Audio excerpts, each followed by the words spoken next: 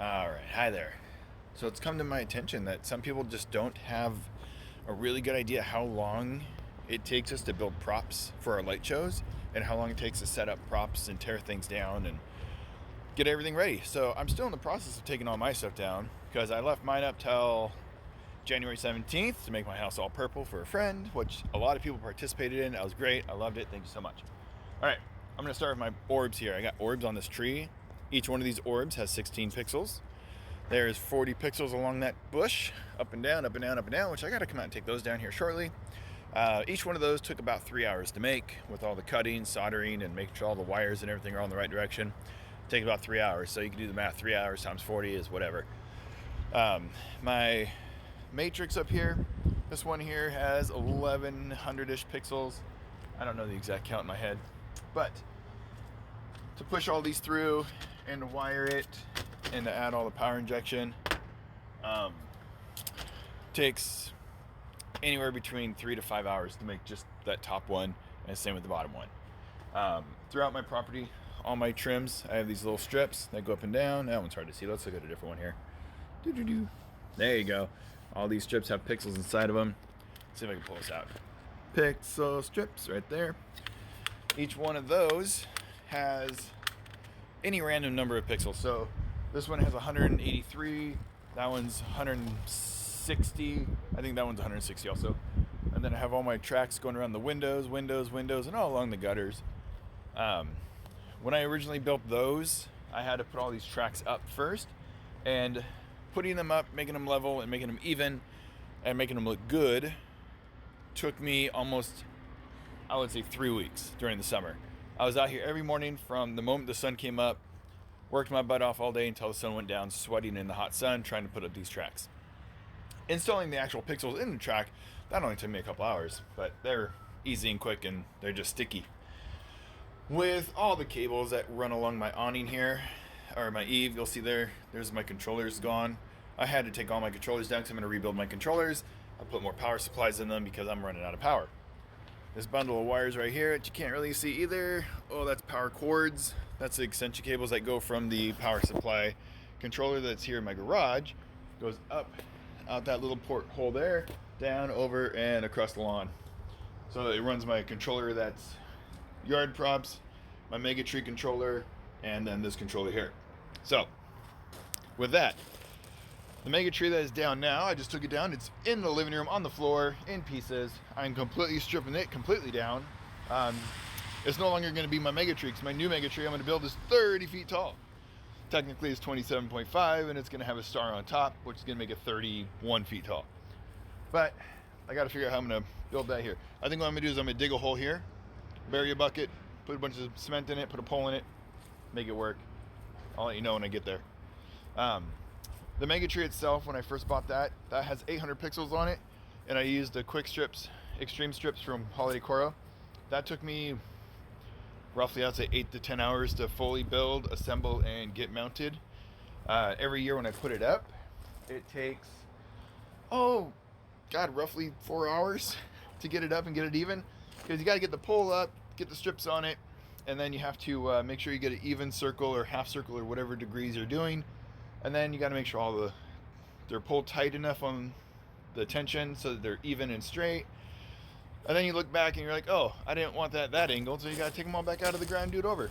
So with my new tree, I'm going to hopefully do it a little bit different and make it a lot better. That's a 50 by 16. My new tree is going to be 170 by 24 strips. So it's going to be a little more than 180. I think it's going to be like maybe like a 210 degree arch. It's going to go pretty much from the fence to the fence. It's going to be in the corner over there on the fence. And yes, I know there's a tree right there and it's going to be in my way, but I'm going to take a couple of little branches down and it'll be fine. Do a quick little walk through here. I got PVC pipe pieces, a bucket full of props, an empty box, another bucket full of props. Right here I got my controllers, all 5 of my controllers right there, and then a bucket. That's the bucket that's going to be in the ground, the bottom one there. That's going to be, I have a weight already in it, and I just got to figure out how I'm going to get it in the ground, probably some rebarb and some cement. Here's my octopus looking mega tree that I tore apart this morning. I'm going to keep working on that as the day goes on and get all the pixels out of it, because I got to pull all those out, because right now they're just one set of pixels, so it's one, they only go in one direction. Oh, let me turn this off real quick so it's not interfering. I got a dehumidifier. That dehumidifier is amazing. Highly recommend it. With the tree pixels, they only go in one direction, and there's no plug on the other end. So I want to make those longer, so I'm going to cut all the ends off of them and add more pixels to it and add a plug on the end. My wall of cables and cords, just a bunch of parts that I use every time I have to work on them. More supplies up there, stars, more Coro products, a box of wires, and those are reindeer that I bought at Home Depot. You probably saw that in my prior videos. I'm hoping to use those, but I don't know if I'm going to get to them this year, just because all the other stuff I'm working on. Okay, I'm going to go outside here real quick. All right, out here, I got, those are parts of PVC piping for the arches. Oh, I went the wrong direction. Arches. Those are the pool noodles I used last year. I'm not going to do arches this year because it was such a pain in the ass, especially on the roof, to keep them up. They kept falling down, and I was getting so frustrated I had to come home every night and put them back up. I bought bags and put some sand in it, which didn't work out in my favor, because apparently I bought cement and not sand. So these are a solid brick now. So I had those on my roof, which I was always afraid a gust of wind's gonna blow them down. And then right here, more PVC. This is the rest of the PVC piping that I had for the arches that are on the roof to make them work. So much struggle. This big long pole right here. Here, let me get a better angle. Oh, there we go. That right there. That's gonna be my new pole for my new tree.